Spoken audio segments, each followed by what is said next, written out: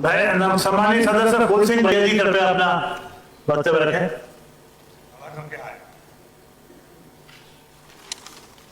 माननीय अध्यक्ष महोदय,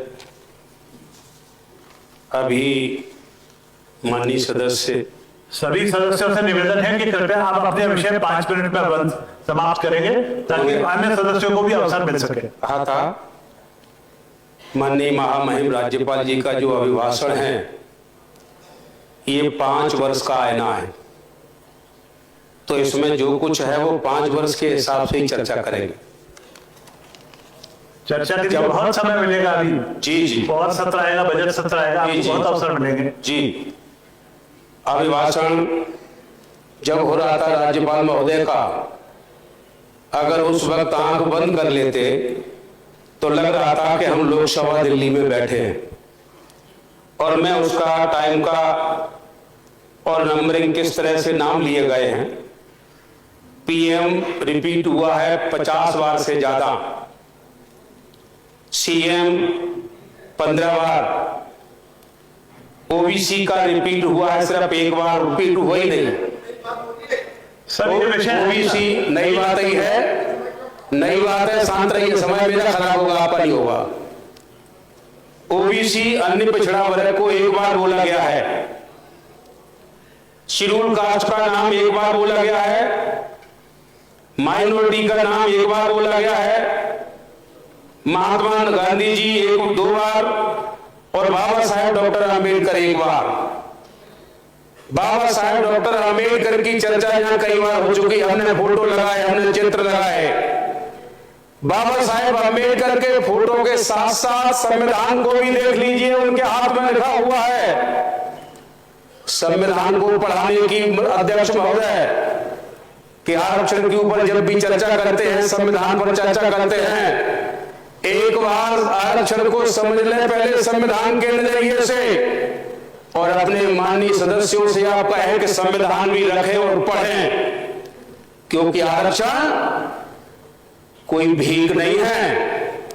आरक्षण की जो पृष्ठभूमि है उसको पढ़ करके चर्चा करें, फोटो लगाने से ही पेट नहीं भरेगा। आरक्षण विषयांतर कर रहे हैं, विषय ही है ये, मैं उसी के अंदर बोल रहा हूं।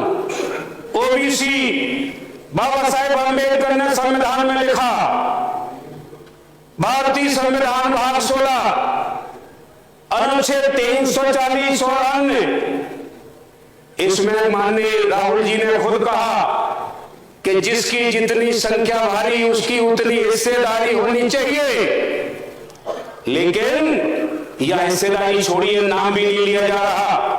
तो बाबा साहेब आम्बेडकर जब कह गए तो भले ही महामहिम राज्यपाल ना भी कहें तो अभी हम हक अपना लेकर रहेंगे, और हम आपको बताना चाहते यही नहीं है, इसके आगे मैं रिपीट नहीं करना चाहता हूं, लाडली लक्ष्मी योजना का रिपीट नहीं, नाम ही नहीं लिया।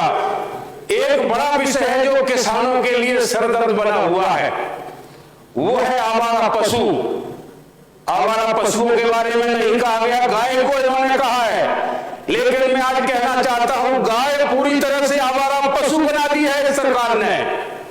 माननीय कमलनाथ जी ने गौशाला बनाई थी, इस सरकार के माननीय महामहिम राज्यपाल महोदय के अभिभाषण में गौशाला का नाम नहीं है, और गौशाला जब नहीं होगी तो गाय आवारा पशु बन गई, और आवारा पशु होने के कारण गौशाला में गाय नहीं रहती है, रोड पर लेटती है।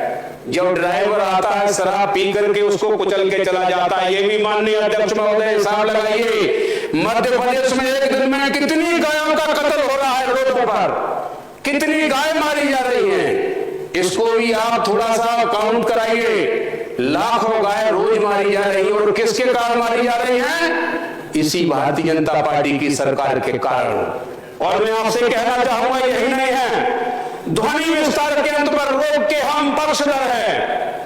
मैं ये कहूंगा क्योंकि ध्वनि प्रदूषण पर रोक लगनी चाहिए, लेकिन सरकार का जो अंदाज है, सरकार की जो नीति है, वो प्रदूषण पर रोक ही नहीं है, वो मुसलमानों की मस्जिद का प्रदूषण दिखाई दे रहा है उन्हें, और कोई दिखाई नहीं देता।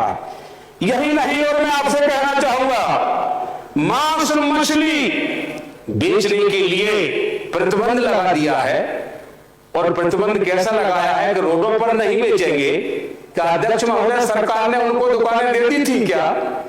अगर मांस मछली बेचने वालों को, अंडा बेचने वालों को अगर दुकानें दे दी होती और फिर वो रोड पर अगर वो उस तरह से बेचते तो आप ना सिर्फ बंद कराते बल्कि कार्रवाई भी कराते कि हमने दुकानें दी और दुकानों में ये नहीं बेच रहे हैं। और मैं आपसे कहना चाहूंगा, ये मांस मछली बेचने वाले कोई और नहीं, सरकार ने सोचा ये मुसलमान होंगे, नहीं, भोई और मछुआरों के पेट पर लात मार दी है।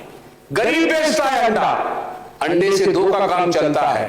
जो सुबह से भूखा है उसको 2 अंडे मिल जाए पूरे दिन का काम चल जाएगा, और बेचने वाले का भी काम चलता है। सरकार ने पेट पर लात मारी है और तमाम जातियां जो करोड़ों की संख्या में हैं, और करोड़ों की संख्या में जो जातियां हैं, मैं आपसे कहना चाहूंगा अध्यक्ष महोदय, उन जातियों के पेट पर लात मारी गई है। और इसमें सब गरीब लोग हैं, कमजोर लोग हैं, इसमें कोई धनवान नहीं है।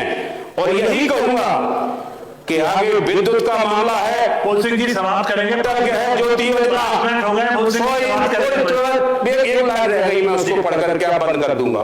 100 यूनिट बिजली 100 रुपए का बिल दिया जा रहा है और 1 करोड़ 3 लाख उपभोक्ता प्रतिमाह इससे लाभ ले रहे हैं। ये सब झूठी योजना है। और मैं आपसे कहना चाहूंगा, जो भाषण देने वाले हैं कि घर घर हम खुशहाली पहुंचाएंगे, SC ST और माइनॉरिटी, और मैं आपसे कहूंगा पिछड़ा वर्ग, इनके लिए इनकी जनसंख्या है इस देश में, संख्या में गिनना चाहता हूं, 6743 जातियों के घरों में खुशहाली अगर आई है तो बाबा साहेब अम्बेडकर ने संविधान में आरक्षण नहीं दिया होता, न इनके चेहरों में चमक होती, न पेट में दाना होता।